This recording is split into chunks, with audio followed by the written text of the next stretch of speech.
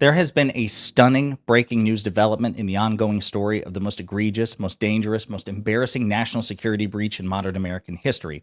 And the Trump administration and top MAGA allies are publicly panicking because they spent the past 48 hours denying the fact that the Trump administration accidentally texted highly sensitive and likely classified information about a military strike to an unauthorized journalist. And now that journalist has published the receipts, the full text messages confirming that what he said was true, and the Trump administration lied to everybody's faces, and now they're desperately lying again to get out of it.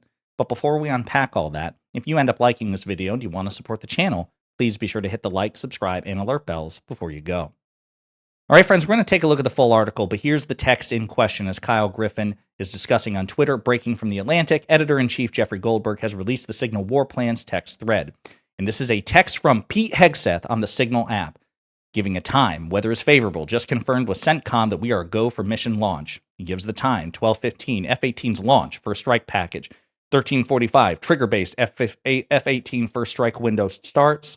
Target terrorist is at his known location, so should be on time. Also strike drones launch, MQ-9s. 14:10, more F-18s launch, second strike package. 14:15, strike drones on target. This is when the first bombs will definitely drop, pending earlier trigger-based targets. 15:36, F-18 second strike starts. Also, first sea-based Tomahawks launched. Okay, this is the text message. These are attack plans. These are war plans. The journalist was right. The journalist was telling the truth. The Trump administration lied to your face, and they're lying now. Here's the full article, though, the second bombshell article. Here are the attack plans that the Trump advisor shared on Signal. So about that Signal chat. On Monday, shortly after we published a story about a massive Trump administration security breach, a reporter asked the Secretary of Defense, Pete Hegseth, why he had shared plans about a forthcoming attack on Yemen on the Signal messaging app. He answered, quote, nobody was texting war plans, and that's all I have to say about that. At a Senate hearing yesterday, the Director of National Intelligence, Tulsi Gabbard, and the Director of the CIA, John Ratcliffe, were both asked about the Signal chat, to which Jeffrey Goldberg, the editor-in-chief of The Atlantic, was inadvertently invited by National Security Advisor Michael Waltz. Quote, there was no classified material that was shared in that Signal group, Gabbard told members of the Senate Intelligence Committee. Ratcliffe said much the same.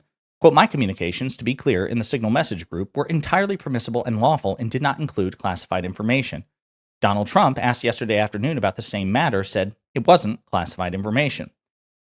These statements presented us with a dilemma. In The Atlantic's initial story about the Signal chat, the Houthi PC small group, as it was named by Waltz, we withheld specific information related to the weapons and to the timing of attacks that we found in certain texts. As a general rule, we do not publish information about military operations if that information could possibly jeopardize the lives of U.S. personnel. That's why we chose to characterize the nature of the information being shared, not specific details about the attacks.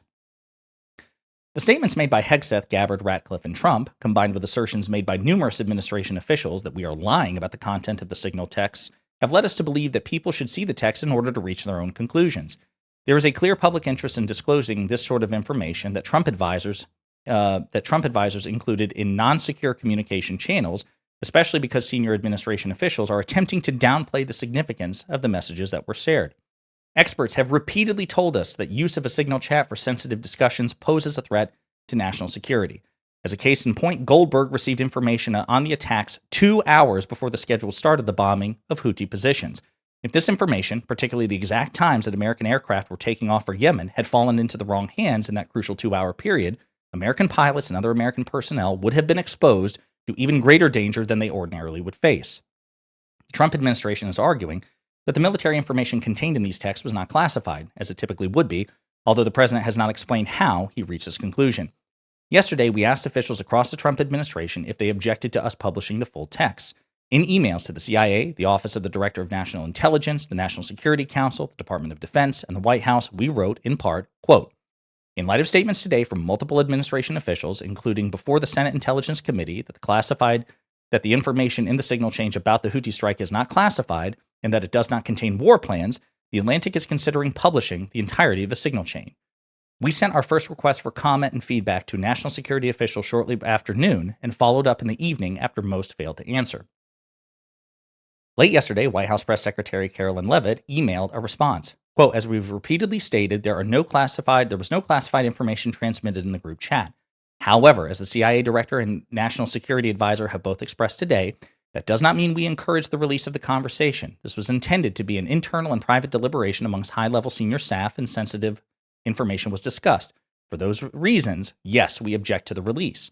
The Levitt statement did not address which elements of the text the White House considered sensitive, or how, more than a week after the initial airstrikes, their publication could have a bearing on national security.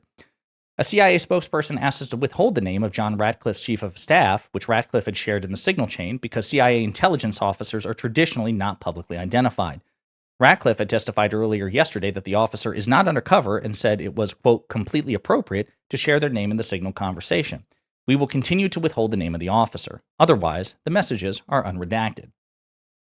As we wrote on Monday, much of the conversations in the Houthi PC small group concerned the timing and rationale of attacks on the Houthis and contained remarks by Trump administration officials about the alleged shortcomings of America's European allies.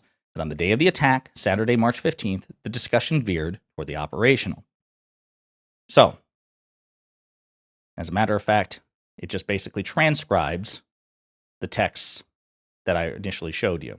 Okay, so again, he publishes more. And then, again, more information here, corroborating many of the initial claims in the initial article. And then this is the big team update. Again, the text that we originally read as this video began. Okay. I'll also note there, Michael Waltz notes that the first target, their top missile guy, we had positive ID of him walking into his girlfriend's building, and now it's collapsed. J.D. Vance says, excellent. Again, my question is whether he was celebrating the death of the target or the target's girlfriend. Was someone as cruel and ridiculous as J.D. Vance? I think it's a fair question to ask. Yeah, and it released the full list.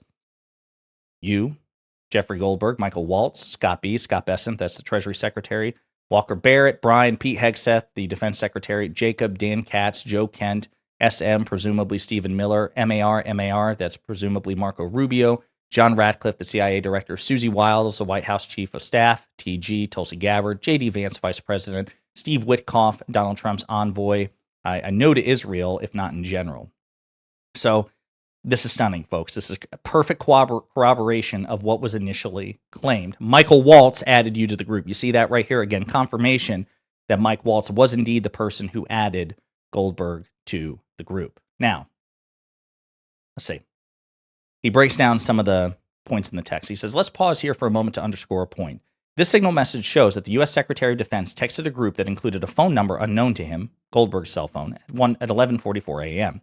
This was 31 minutes before the first U.S. warplanes launched and 2 hours and 1 minute before the beginning of a period in which a primary target, the Houthi target terrorist, was expected to be killed by these American aircraft.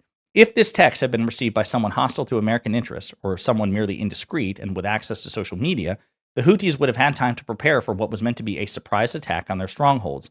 The consequences for American pilots could have been catastrophic. So, folks, this is, again, just a stunning development. Again, a full corroboration of exactly what Jeffrey Goldberg had to say. I'll also point out, analysts have already weighed in that the Atlantic's release of the attack plans prove Trump officials lied. The Atlantic has published specific attack plans of Houthi rebels that were mistakenly shared with editor Jeffrey Goldberg via a group signal chat, and the immediate reaction from political and military intelligence analysts is that they sure look classified. The information Secretary of Defense Hegseth disclosed in the signal chat was classified at the time he wrote it, especially because the operation had not even started yet, according to a defense official and another source who was briefed on the operation. This absolutely would have been classified information when Hegseth sent it to the chain, and absolutely would have potentially been putting men and women in those F-18s in harm's way. Yeah, this is just, it's stunning. And we'll probably do separate videos about the reaction to it because, of course, this is ongoing. Friend of the show, Congressman Maxwell Frost, said this is classified information. Trump will claim it's not because he's just declassifying it after the fact because his administration is now responsible for one of the greatest national security failures of our time. Again, Maxwell Frost weighs in on this. We'll probably discuss it again, separate reactions. But the thing I want to highlight just briefly is the cope coming from the Trump administration, the panic. The Atlantic has conceded these were not war plans because in this article, they use the phrase attack plans. See, they're not, we got you, Goldberg. We got you. You said war plans. Now you're saying attack plans. So we were right. You were wrong. Pure cope. Stephen Chung, Caroline Levitt's boss, the communications director at the White House, says the Atlantic beclowns itself as they concede by releasing this that no war planning was going on as they falsely alleged, because again, they use the phrase attack plan. Taylor Budewick, another Trump official, said the Atlantic has already beclowned their war plans narrative in releasing the full chat. They concede they lied to perpetuate another hoax because he highlights attack plans. You see, you said war plans initially. Now you're saying attack plans. Obviously, a meaningful distinction. We were right. You were wrong. Everybody stop talking about this. No, I don't think we will. I don't think we will stop talking about it. As a matter of fact, I think it would be malpractice politically. It would be politically and morally and civically irresponsible of the Democratic Party to light up for 1 second. Democrats need to be relentless, vicious, full court press in the media, in alternate media, on my show, on MSNBC, Luke Beasley, Brian Tyler Cohen, Adam Mockler, everybody. They need to be omnipresent, Benghaziing the shit out of this. Because what we just saw was the greatest national security breach in modern American history. The Trump administration not only committed it, then they tried to desperately lie about it, and now they're trying to lie about it even now to gaslight the American people for the dumbest possible reasons. Folks, you have a moral and civic obligation, no matter what your political affiliation is, to make sure that these losers pay a political price during the next election. Get them all out of office. None of them are smart or patriotic enough to be there. They all need to go. In the meantime, let me know what you think in the comments.